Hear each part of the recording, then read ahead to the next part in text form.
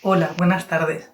Hoy es día 23 de marzo y en otras condiciones hubiéramos pasado el día juntos en el centro ocupacional de La Torre.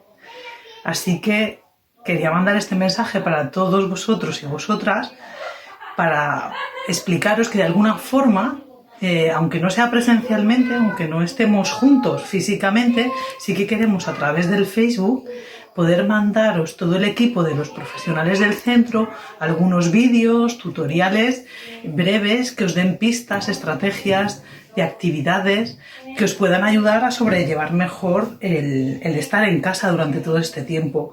Le pido por favor a vuestros familiares, si nos están viendo, que os lo faciliten si vosotros no tenéis acceso al Facebook, ¿vale? Pensamos que os puede sentar bien. Por otro lado, tengo que reconocer que estamos siendo valientes, honestos y solidarios si nos quedamos en casa. Yo me quedo en casa. Hasta pronto.